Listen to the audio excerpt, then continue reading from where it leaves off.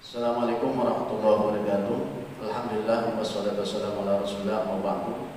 Yang terhormat Ibu Kepala SMKN 46 Jakarta, Ibu Om Siti Halimah SPDMF. Yang terhormat Ibu Kasubag Tata Usaha SMKN 46, Ibu Rostagari MM.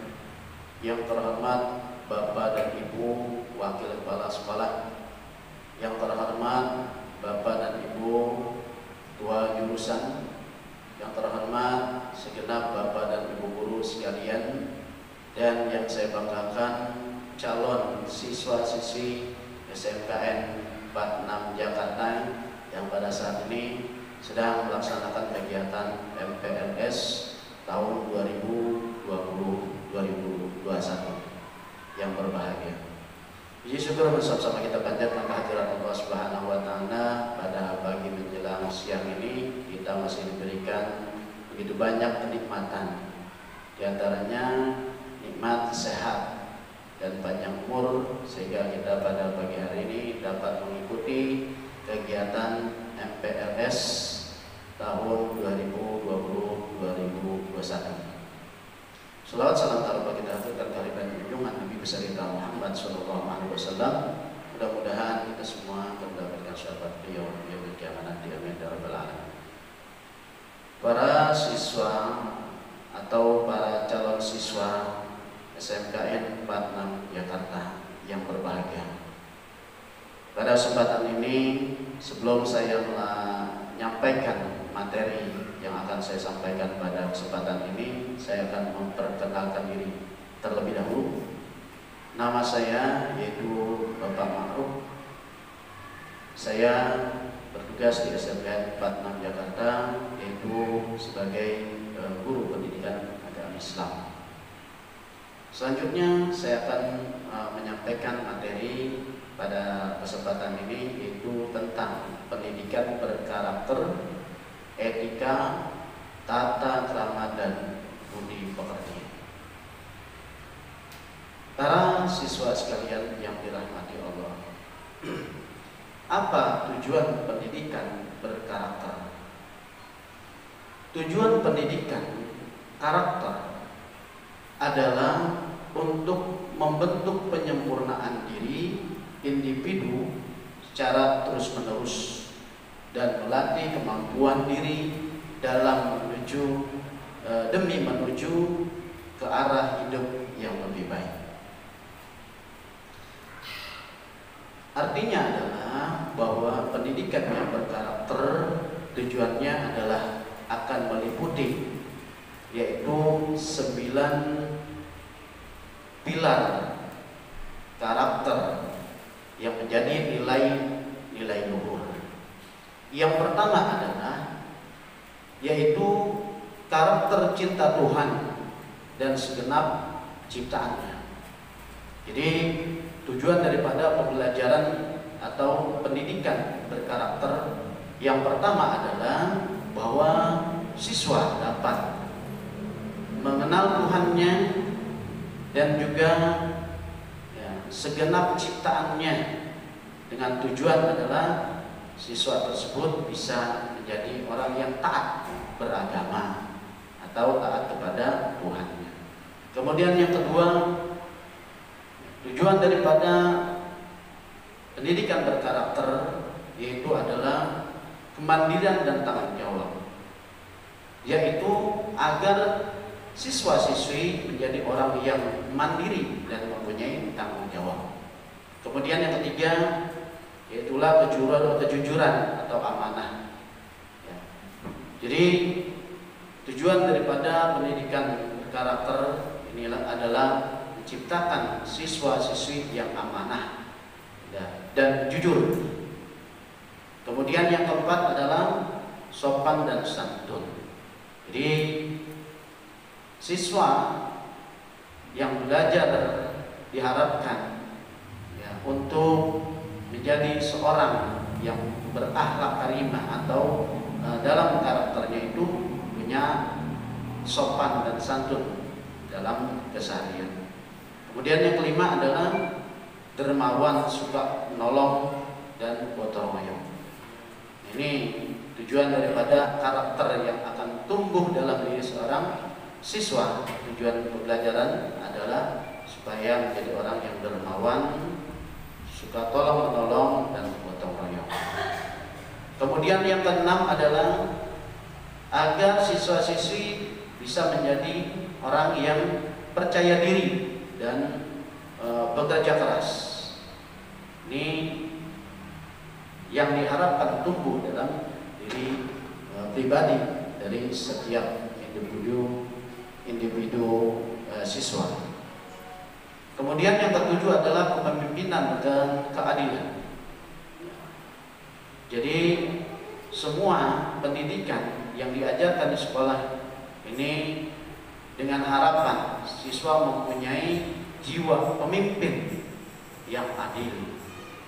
Kemudian yang kedelapan adalah baik dan merendah diri. Jadi karakter yang dimiliki diharapkan siswa itu mempunyai sifat pribadi yang baik dan juga rendah diri dan rendah hati, tidak sombong. Inilah daripada karakter yang baik. Yang terakhir adalah karakter toleransi.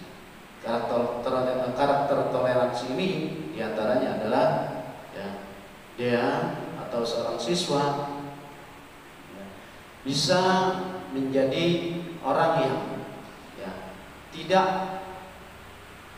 menyebabkan perbedaan-perbedaan di antara sesama kawan atau di lingkungan ini menjadi suatu permasalahan. Tetapi orang yang mempunyai karakter toleransi ini bisa menjadikan perbedaan itu adalah warna dalam kehidupan bermasyarakat. Selanjutnya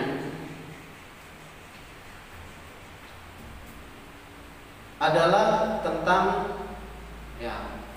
etika, bahwa tujuan daripada pembelajaran di dalam pendidikan ini diantaranya adalah manusia beretika. Manusia beretika itu adalah manusia yang menyadari bahwa di dalam kehidupan ini harus menerapkan etika. Nah, apa itu etika? Etika adalah merupakan peraturan yang ada di masyarakat yang biasanya dijadikan sebagai acuan dalam bersosialisasi, baik di lingkungan masyarakat dan lingkungan lainnya. Nah, inilah artinya seorang yang mempunyai etika, dia tentunya akan mengikuti aturan-aturan yang timbul di dalam masyarakat secara otomatis di dalam kegiatan bersosialisasi. Selanjutnya yaitu terkait dengan pendidikan tata krama dan budi pekerti. Pengertian tata krama adalah yaitu yang terdiri daripada tata dan krama, yang artinya adalah tata berarti aturan, sedangkan krama adalah baik. Jadi tata krama adalah aturan yang baik. Nah, oleh karena itu setiap siswa hendaknya mempunyai yaitu tata krama, aturan-aturan yang baik. Artinya di dalam sebuah lingkungan, baik itu dalam masyarakat atau lingkungan sekolah, ini seorang siswa dia harus mempunyai aturan di dalam dirinya atau mengikuti aturan yang baik itu tertulis atau tidak tertulis, baik di lingkungan masyarakat ataupun di lingkungan sekolah. Jadi pengertian tata krama adalah tata yang berarti adalah aturan, krama adalah yang baik. Jadi disinilah harus tertanam di dalam diri seorang siswa bahwa dia harus mempunyai aturan yang baik di dalam dirinya, mengikuti aturan yang baik di dalam dirinya, baik aturan-aturan yang tertulis ataupun yang tidak tertulis, tersirat atau tersurat. Tata krama dan budi pekerti. Tata krama itu terdiri dari dua kata, yaitu tata artinya aturan krama adalah baik. Jadi tata krama adalah aturan yang baik. Nah, mengapa tata krama itu penting? Tata krama adalah aturan, maka menjadi penting bagi seorang untuk mengikuti tata krama agar dapat diterima oleh masyarakat. Tata krama juga sangat penting bagi diri pribadi seorang. Orang yang mempunyai tata krama yang baik berarti mampu menyesuaikan dengan lingkungannya. Jika seorang bisa menyesuaikan diri dengan lingkungannya, berarti dia bisa membaca peluang kemungkinan besar. Ya, orang yang mampu menyesuaikan dan membaca peluang adalah orang yang akan sukses di kemudian hari. Tata krama dan sopan santun di sekolah. Tata krama bergaul, umpama ya di lingkungan sekolah. Yang pertama adalah bergaul dengan guru, contohnya, ya, yaitu diantaranya dia menyapa dengan salam, ya, dengan sopan dan santun. Nah, ini adalah bagian daripada tata krama pergaulan dengan guru. Kemudian yang kedua adalah dengan jangan memotong pembicaraan guru. Umpama guru sedang berbicara, ini ya seorang siswa atau murid tidak boleh memotong pembicaraan guru. Itu yang artinya adalah dia mempunyai aturan yang baik atau tata krama.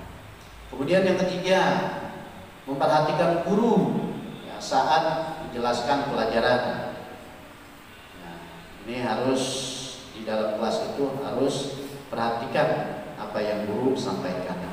Kemudian yang keempat, bila dipanggil oleh guru, ya harus segera mendatangi dan melaksanakan perintahnya. Kenapa? Ini bagian daripada tata krama atau aturan yang baik. Kemudian yang kelima adalah tidak boleh menyapa guru dengan perkataan yang tidak sopan. Jadi harus ada perbedaan antara ya menyapa teman dengan menyapa guru. Ini berarti apa? Seorang itu mempunyai tata krama atau punya etika atau aturan yang baik. Kemudian lanjutnya, tata krama bergaul dengan sesama siswa. Ya, ini berbeda dengan sesama guru. Di antaranya pertama adalah ya, dia menghormati kakak kelas maupun adik kelas. Jadi ya, ini adalah bagian tata krama. Kemudian saling menolong dan membantu sesama teman. Ya, ini pun adalah bagian daripada tata krama atau aturan yang baik. Kemudian mengingatkan jika teman berlaku tidak sopan. Ini ya diantaranya adalah ya, tata krama atau aturan yang baik. Kemudian tidak sopan, tidak boleh mengganggu dan menyakiti sesama teman dan tidak berburuk sangka sesama teman. Inilah diantaranya tata krama ya, atau aturan yang baik dalam bergaul. Kemudian tata krama di dalam belajar. Ya, yang pertama, ya, di dalam belajar ini pun ada aturan yang baik. Di antaranya adalah satu, ya, hadir di kelas tepat waktu. Nah, ini adalah aturan yang baik atau tata krama yang harus diikuti oleh setiap siswa. Kemudian yang kedua adalah meminta izin jika ingin meninggalkan kelas. Jadi jika siswa ada keperluan yang mengharuskan dia meninggalkan kelas, ya harus minta izin terlebih dahulu. Tidak boleh ya artinya selondong boy, ya, bahasanya selondong baik. Kemudian selanjutnya sebelum dan sesudah ya belajar diwajibkan untuk berdoa. Nah, ini berdoa adalah suatu hal yang penting. Ini bagian daripada tata krama atau peraturan yang baik, nah, yang akan membawa kebaikan buat siswa dan siswi. Kemudian selanjutnya pada saat jam istirahat siswa harus berada di luar kelas. Jadi ini adalah bagian aturan Kemudian selanjutnya tidak berisik dan patuh saat pelajaran berlangsung. Dan yang terakhir adalah ya, memperhatikan guru saat menjelaskan pelajaran. Nah, ini adalah bagian daripada tata krama atau aturan yang baik. Para siswa-siswi sekalian yang berbahagia, demikian ya pembahasan yang saat ini dapat saya sampaikan. Ya, saya akhiri. Billahi taufiq wal hidayah. Wassalamualaikum